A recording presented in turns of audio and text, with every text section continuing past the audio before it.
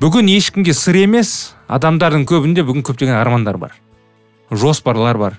Көп ақшам болса мен бүйтер едім, сөйтер едім дегендей. Сол енді ойлап көріңізші. Сізде енді шексіз мүмкіншіліктер. Сондағы ақша пайда болды деп есептейік. Сіз онымен не істер едіңіз? Басқалар армандағандай үлкен яхта, енді сондағы кеме, үлкен кеме, ұшақ немесе зәулім ғимарат сатып алар ма едіңіз? Болмаса әлемдегі аштықты жоюға көмектесер едіңіз бе? Әлем бойынша саяхаттар ма едіңіз? Не істейтін едіңіз?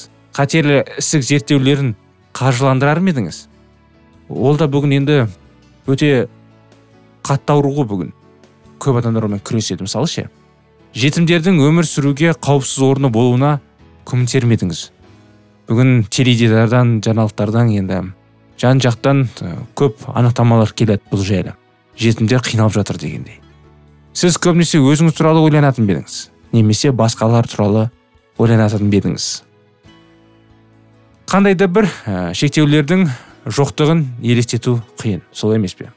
Бізге үнемі тамақ, су, ауа және ұйқы қажет. Бірақ біздің тірі жаратушы ұлы Құдай шексіз. Армысыздар, ассалаумағалейкум, құрметті тыңдарман, сіздермен бірге Бақыт лайф арнасы. Қош келдіңіздер. Мінекей біз сіздермен бірге әдеттегіндей маңызды тақырыптарды көтереміз. Онда бұл рухани тақырыптар.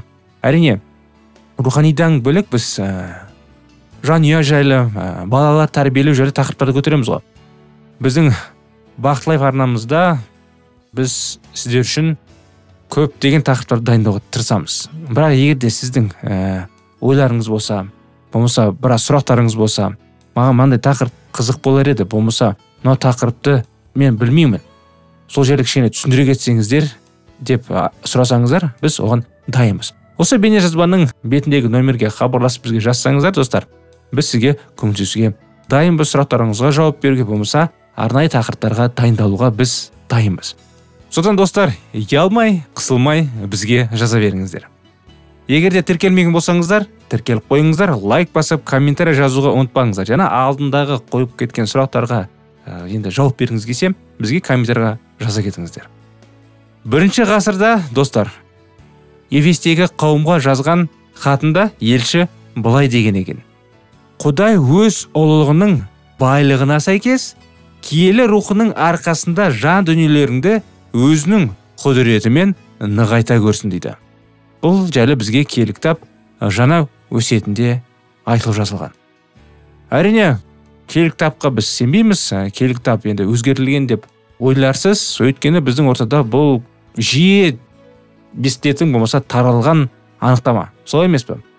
Ол кәпірлердің кітаптары дегендей. Достар, осы бейнежазбаның астындағы alkitab.media деген сілтемеге өтіп, пайғамбарлар мен кітаптар, болмаса рас па деген тақырыптарды көріп, тыңдап өтіп көрсеңіздер сабақтарды, көзіңіз кішкене ашылады. Әрине, көзімдер бүгін білмегендіктен көп нәрсені дұрыс қабылдамайды. Рас. Сізге бір оқиға айтып берейін. Бір жанұя, енді анасы, әкесі және де баласы. Баласы кішкентайынан мен өлімін деп айтады береді екен, қайта-қайта. Анасы мен әкесі оны ұрсып, енді былай да ұрсып, түсіндіруге де тырысты. Көп істемеген нәрселері жоқ. Бала есейген сайын өзінің жаңағы ойында тұрақты бола берді.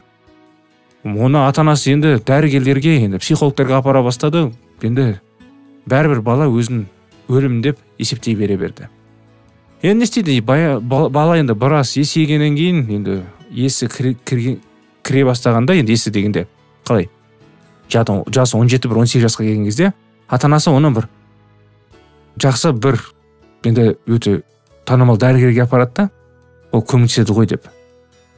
Сол кісіге алдына келген кезде, енді дәрігер былай түсіндірді.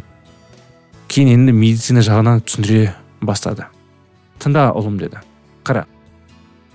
Өлілер, мысалы, өлілердің қалаған жерінен бір ине тықсаң, қан шықпайды дейді. Ал тірі адамда қан шығады дейді. Сонымен тағы анасына жаңағы балаға ине тық жібереді да, жаңағы баланың қолынан қан шыға бастайды. Жаңа бала қан шыққанын көреді да, дәрігерге қарайды, өзінің қолына қанға қарайды, қайтадан дәрігерге қарайды, сөйтеді да, өлілердің денесінен де қан шығады екен ғой дейді. ойлап көріңіздерші, қанша дәлелдеме ол өзінің ойында, пікірінде қалды. Сол секілді бүгін айналада да адамдарға болды, өздеріне сондай ой кіргізіп алды ғой, болды. Мен енді кітап өзгерген, ол дұрыс емес деп. Оны өзінің қолына алып көрген емес, расында да солай ма, солай емес пе, оның дәлелі жоқ. Бірақ тарих бізге көп нәрсені айтады. Сондықтан жарайды, мен кішкене тақырыптан алыстап кеттім, кешіріңіздер достар. Сондықтан alkitab.mediaға кіріп, содан біздің сабақтарымызды өтуге ұсынамыз. Сіз бір сәтте тоқтап, шынымен шекарасыз болу нені білдіретін туралы ойлана аласыз ба? Қолыңызда барлық мүмкін енді ресурстардың енді ақша, қаражат болуы. Ешқашан тамақта мұқтаж көрмеу. Ешқашан шаршамау, ешқашан алданбау, ешқашан қателік көрмеу. Бұл енді керемет қой, солай емес пе? Сен енді күшті болып сезінесің өзіңді. Қалтаңда ақша бар. Істеген нәрсеңді істейсің, қалаған нәрсеңді енді жеген нәрсені жейсің енді. Ешкім сені алдай алмайды, сен енді күштісің де енді былай айтқанда. Бір кино бар еді, Брюс всемогущий деген, ол Брюс дегендей. Құдай болып кеткенде, енді бұл аңыз көрген фильм қой енді. Сондықтан енді адамдардың сондай ойлар бар енді. Құдай үшін еш нәрсе тым қиын емес достар. Және ол өз халқына күш қуат бергісі келеді. Бірақ та енді фантастика емес достар. Киелі кітап жаңа өсиет, жаңағы Ефескілерге арналған хаттың 3-ші тарауын 16-шы аятын оқыған едік. Сол тарауды соңына дейін оқуды жалғастыра кетсек, біз елшінің Ефескілерге Құдай рухының шексіз ресурстары арқылы күш қуат алғаны, олардың тамыры тереңде жатқанын, Құдайдың сүйіспеншілігінің тереңдігі мен толықтығын сезініп, оның рухының қолдауымен және қабілеті болуын қалайтынын көре аламыз. 16-шы аяттың ары қарай жалғастыра кетсек, онда бізге киелі кітап былай дейді. Құдай өз ұлылығының байлығына сәйкес киелі рухының арқасында жан дүниелеріңді өзінің құдіретімен нығайта көрсін. Мәсіх сенімдерін арқылы жүректеріне орынға көрсін.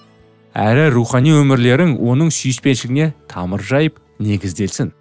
Осылай сендер Мәсіхтің сүйіспеншілігінің қаншалықты кенде, көз жеткісіз, терең және биік екенін Құдайдың бүкіл халқымен бірге түсіне алып, адам санасыз жетпейтін осы сүйіспеншілікті танып білсендер екен дейді. Сол арқылы Құдайдың рухани қасиеттері бойларына толықтай дари берсін. Ал Тәңір иеміз бізге әсер ететін өзінің құдіреті арқылы біз сұрағанның немесе ойлағанның әлде қайта көп нәрселерді істей алады. Оның даңқы қауымда Мәсіх Иса арқылы ұрпақтан ұрпаққа жетіп мәңгілік арта берсін. Аумин. Оның неліктен кемелсіз адамдардың өз мақсаттарын жүзеге асыру үшін пайдалануды таңдағанын құпия болып қала береді. Бірақ ол дәл осыны қалайда және ол дәл солай істейді. Сондықтан өзіңізді шаршаған немесе көңілсіз сезінген кезде, көңіліңіз түскенде немесе әбден күйзелгенде Құдайдың ресурстары шексіз екенін есте сақтаңыз. Мүмкіндіктер шексіз. Ал жаңа нәрсе жасау оның ерекшелігі. Ойланып көріңізші достар. Құдай сізге берген мүмкіншіліктерді қалай пайдалана аласыз? Жалғыз жандарға уақыт бөлу. Екіншісі, өз мүмкіншіліктеріңізбен мұқтаж адамдармен бөлісу. Үшіншісі, үмітсіз жандарды шабыттандыру. Мінекей, осы 3 жауаптың біреуін таңдап, өзіңізге жауап беріңізші достар. Әрине, Құдай бізге көмектесуге дайын. Құдай бізге өзінің шындығын ашқысы келеді. Біз өзіміз қашқақтап жүреміз. Бізге батасын бергісі келеді.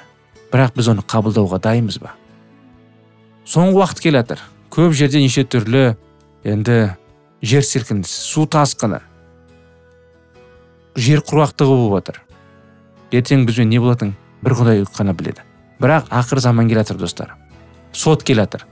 Ол сол сотта біз ақтала аламыз ба? Ақталмаймыз ба? Сіз сенімдісіз ба ақталатыныңызға? Мәңгілік өмірге ие болатыныңызға сенімдісіз ба? Егер де сенімді болмасаңыз, достар, бізге жазыңыз. Мен не істей аламын деп. Бізге жазыңыз, біз сізге көмектесеміз. Бізбен болғандарыңызға рахмет. Бағалы уақытыңызды бөлгеніңізге рахмет достар. Келесі тақырыпқа, келесі жолға дейін сау, сәлеметті болыңыздар.